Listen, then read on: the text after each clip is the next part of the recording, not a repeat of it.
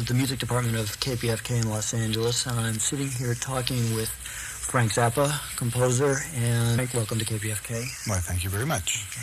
Okay. I'd like to begin with a point of clarification, seeing as we're here together to do a program both on your music and that of Edgar Varese. And that clarification is, you've cited Varese's music and the music of other contemporary music composers a number of times as influences in your work. I'm wondering, was your first exposure to classical music and or contemporary classical music, or was it music of another genre and then you came to this later? Well, I started off liking the first music that I remember hearing when I was a kid was Arab music. I don't know how I got to hear that, but that's the first thing that I heard that I enjoyed. And my parents didn't have a record player, and in those days the only music that you could hear on the radio would be like Kay Kaiser or big band type crud that was on. So we didn't have very much music in the house, but somewhere along the line, about the time I was 3 or 4 years old, I heard some Arab music and liked it. And I didn't get interested in music again until I was about 10 or 12 years old. In between, I was interested only in chemistry and drawing little pictures and stuff. But when I finally got back into listening to music, it was rhythm and blues that I liked. And how did you come to that? Via the radio? Yeah, it was an accident. In those days, radio stations that white people listened to didn't play music by black people. It was some secret, mysterious property that the white people never got a chance to hear, and it was screened away from them by these other white people that operated the stations to make sure that you didn't hear any of that sort of thing. Sure. But one day I got a hold of a radio station that was actually playing it, and it drove me wild. I thought it sounded fantastic, and I became a rhythm and blues fanatic, and I went out and collected R&B 45s and 78s, because they didn't have albums then of that kind of stuff.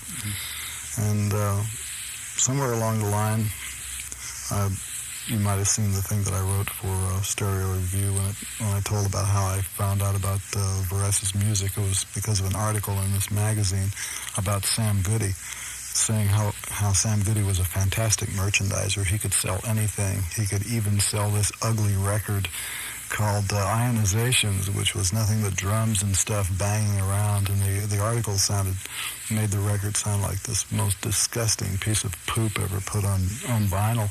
And it sounded great to me, just from the description. It sounded like everything I always wanted to hear. So I went out looking for the album and finally found it. Must not have been that easy to do here in Los Angeles. Well, it wasn't in Los Angeles. It was actually in a town called La Mesa, which is down by San Diego. And the odds of finding it there are even smaller. So what'd you do? Well, first of all, I didn't have enough money to buy it, and I had to negotiate with a guy in the store to get the album. And, of course, he was probably happy to be rid of it because nobody else had shown any interest in it. So I walked away from the store with this album under my arm. I didn't even hear it in the store. And I didn't hear it until I got home and I put it on, and I couldn't believe it. It was really fantastic. And I listened to it every day and every night all through high school. I was just totally into it. Well, I imagine this was pretty intriguing. Was there anything else that you could avail yourself of in the way of Varese or music of that kind? No, there wasn't anything else available on record at all. I didn't see another Varese album until I was about 20 years old when Columbia put out a couple. Yeah.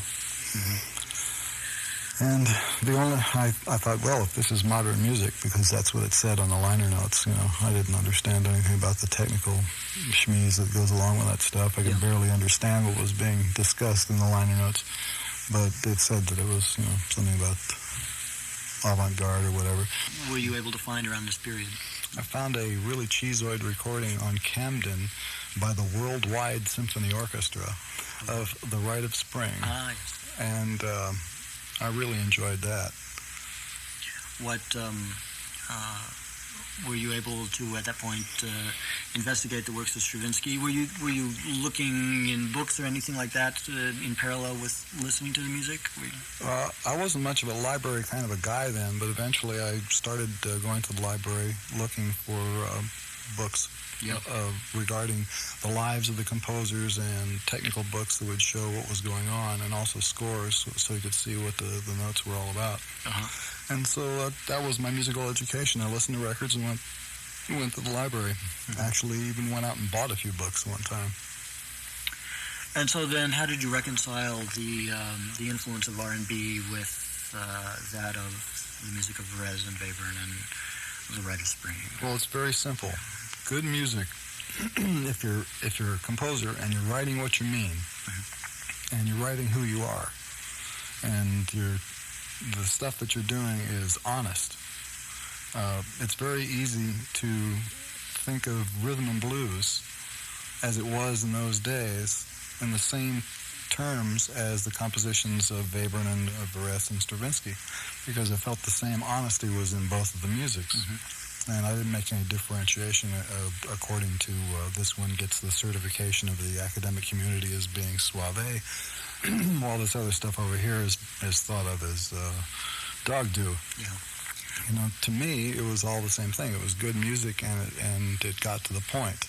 Did you see similarities in terms of, say, the language?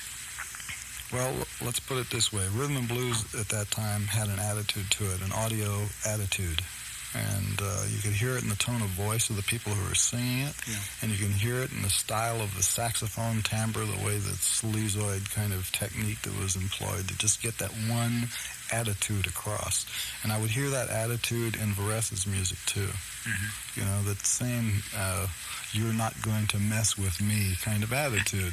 And that's one of the things that I really liked about his music. It just seemed to take that stance that I know what I'm doing. You may not know what I'm doing. It doesn't matter if you know what I'm doing, but I'm doing it. So there, buddy. And I appreciate that. Did you try and pursue any of this academically? What do you mean academically? Did you study composition with a teacher ever, or? Well, my musical education is pretty much limited to the record player and the library. I had a chance to audit some courses at Pomona College with Carl Cohn. I got in there for maybe 3 or 4 classes before they discovered that I was not a member of Pomona College.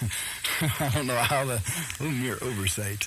But I wouldn't have even gone to the classes if it weren't for the fact that I knew some other guys who were in the classes, and they said, yeah, well, come on and, see what's going on in here. And, but aside from that, I didn't have any training in school. I remember it was in a pretty early album of yours. You cited Luigi Nono and Stockhausen as people who had some material influence on your work. There's a list of 163 names on the inside of the Freak Out album of people who've influenced me in a lot of different ways, many of them negative. Were either of the two that I just mentioned people you would cite as negative influences? Well, I would say that Nono was a positive influence and Stockhausen was a negative influence. Care to say why? No. You also, by quoting Varese on that same album, I believe. I made that quote available on a number of albums. And I stopped putting it on because I figured that the ones who needed to get the point had already gotten the point. The point being that, and I quote, the present-day composer refuses to die. The composer, especially in America, is, while refusing to die, perhaps one of the most neglected items in society. At least that's what I feel. Well, you're entirely too correct, but there's a number of reasons for that. Okay, let's be realistic about it. Most of the people that are recognized as composers in the United States today are professorial types who wound up getting tenure at a university someplace. And in order to maintain this bizarre posture, not only do they have to get that legendary tweed coat with the patches on the elbow and the other paraphernalia that goes with an academic kind of a guy, but they have to write in a certain style in order to retain the certification of the people who certify that kind of stuff, and they have to keep turning out things that are pseudo-modern. And there's just this big volume of ugly post-Webernian imitation pseudo-aleatoric caca out there. Who wants to hear it? It's, it doesn't mean anything. It's really not good music. I've heard a lot of those compositions. I think that they're fake. And it's only reasonable that a discerning audience would say, why am I wasting my time on this? Let's go listen to something that gets my rocks off. The main thing is that most of the compositions of the serious composers in America today don't get your rocks off. There's nothing in it for the audience. And not only is the music fake, I think, but it's hopeless.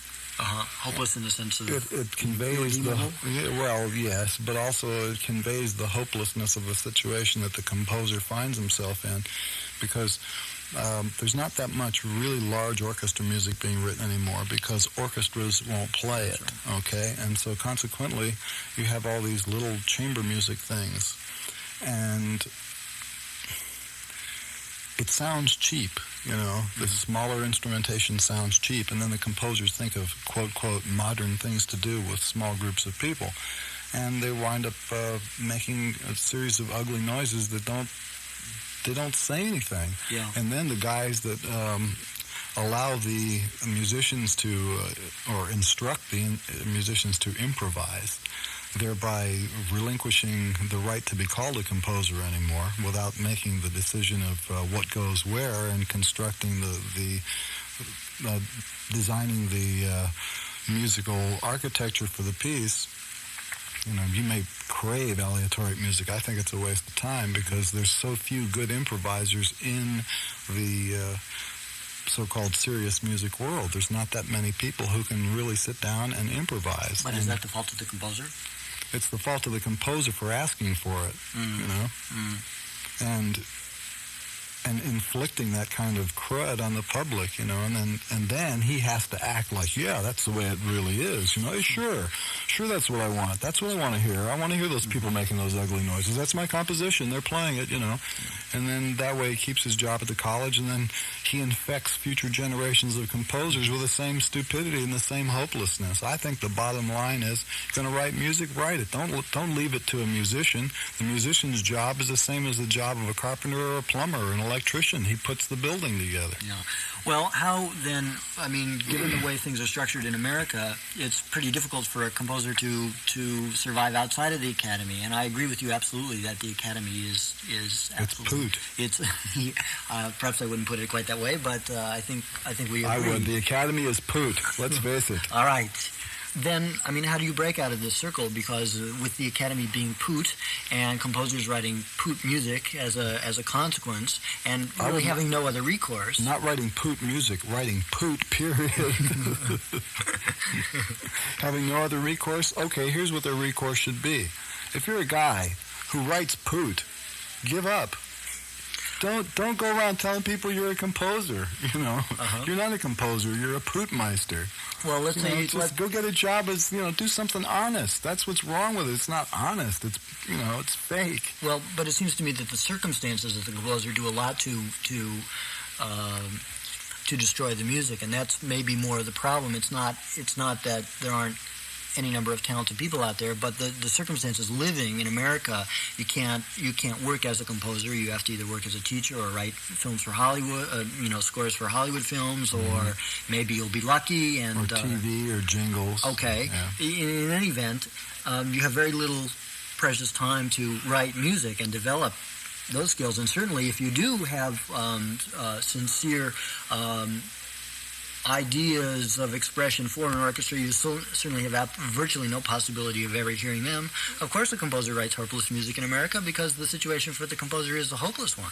Then what we should do is face up to that hopelessness and attack the cause of the hopelessness, but not give in to the hopelessness by writing poot. Okay. It's better not to write it than write poot, I think. Mm-hmm. And a guy who insists on writing poot in order to keep his tenure someplace so they can keep the elbows buffed on his tweed jacket is a fucking fraud, and shouldn't be worthy of the name composer. And to compound it, if he's passing that legacy on to other people who go to school to want to learn how to be composers, that makes it even worse. That's maybe the worst thing, I would think. It's pathetic. See, what really should be done is there has to be a campaign to make people aware of why this problem exists. And I have some theories about that.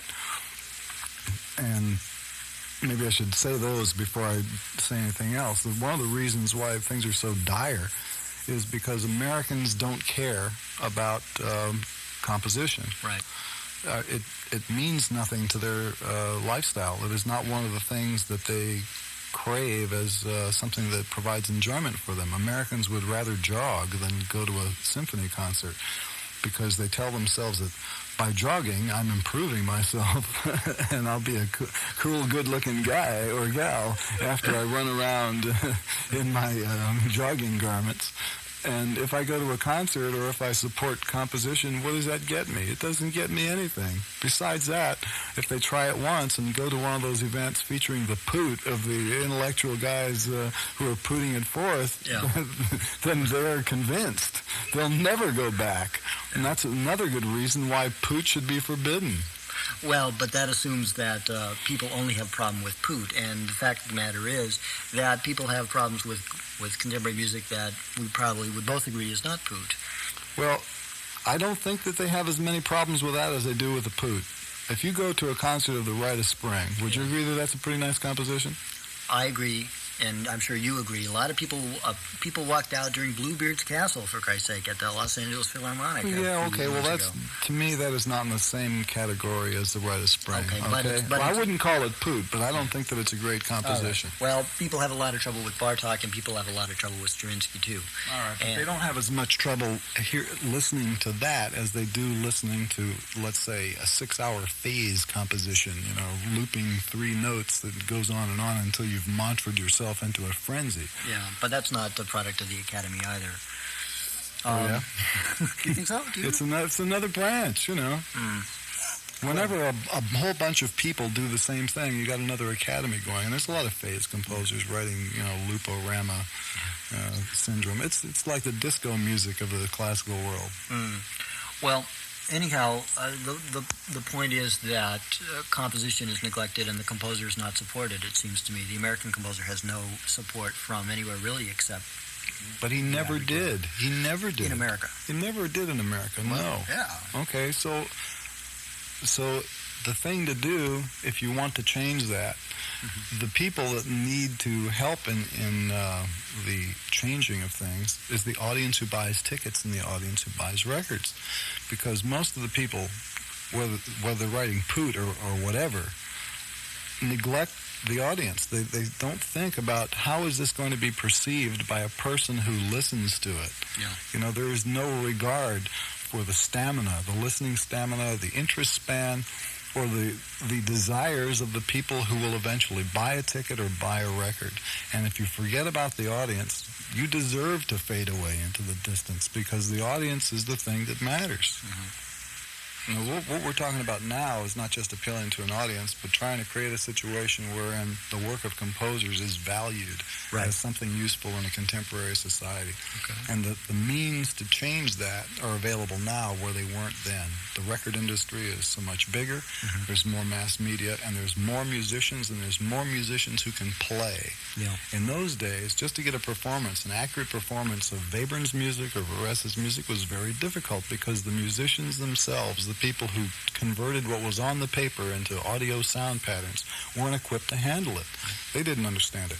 Now today, there's lots of young guys and some old guys who can play that stuff and play it right. And one way that audiences have been turned away from modern music is even from great compositions, they have not been played well.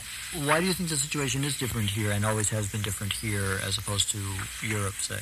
Just a general relationship of the people to culture and the arts? Let me tell you the history of music, okay? I'll give you a brief rundown. Here's the way it works. It only takes a few seconds, okay? You know, everybody out there, you in the academic community, check this out.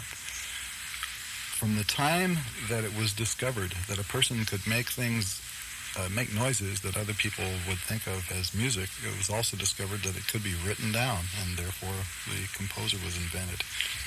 As soon as it was found out that you could be a composer, it was also found out that you could not earn a living from this. It came up, the information came right away in a blinding flash. So, what to do? In the early days, a lot of these guys who wanted to be composers wound up working for the church or for a king. because you couldn't write music unless somebody was paying to keep you alive, see? So the church paid you or kept you alive, and the king paid you or kept you alive. But if they didn't like what you wrote, the church would pull your toenails out with the hot tweezers, and the king would chop your head off. So that necessitated constructing this mountain of norms that people have lived by for all of this musical history. Sure. You had to write things that sounded a certain way in order to please the church, and you had to write things that sounded a certain way in order to please the king, okay? And anybody who deviated from that, you never saw them again. And the critics helped perpetuate this because once they found out what these norms were, they tended to judge everything by the same norms. Yeah. And they were, in fact, acting as a proxy for some sort of deranged cleric or a syphilitic king somewhere, and perpetuating the norms of these unpleasant people who had no taste to begin with. There's no reason to assume that the king with syphilis, who is paying the freight for some composer, has good taste. Nor is it safe to assume that a pope somewhere who is ordering murders and pooching the servants in the back room of the Vatican is also the right kind of a guy to determine how music should sound forever. Now, here we are today. We're in America. We're a young society. We don't know very much about nothing. You know, we don't have much culture of our own. Everything we got is borrowed or stolen from someplace else. And along with this, the reliance on the same norms that I have just described. And whereas in other countries where they have a few thousand years of history behind them and a few good composers under their belt, people can think of these norms and look at them in perhaps a little bit more rational way. In America, the desire of those few who wish to call themselves cultured is so, it's almost like a disease. They cling to these norms in the most vicious way in order to achieve this certification, and always have to wait for somebody from Europe or someplace else, you know, far away and important, to tell them what's really good. And we don't have any real taste here. You know, we can't just think for ourselves and say, hey, that sounds good, I enjoy it, and go for it. Not in the classical music world. In the pop music world, they do. How did there come to be any difference? Because the pop music world doesn't have that tradition to... No, pop music world has other norms and traditions and things like that, but they're arrived at in a different way. You know, it didn't have anything to do with the hot tweezers and chopping your head off. Mm-hmm. It was mostly based on what was it that made you feel good when you heard it, because pop music is mass consumption music. Right. And there are certain norms that are appropriate for mass consumption music. But it's music that's functioning in the society in a way that I think is positive. It provides people with a type of gratification, mm-hmm. and it's real direct. And this gratification is useful, and it should continue. Now, I would like to see more of that same gratification factor in orchestral compositions. Uh-huh.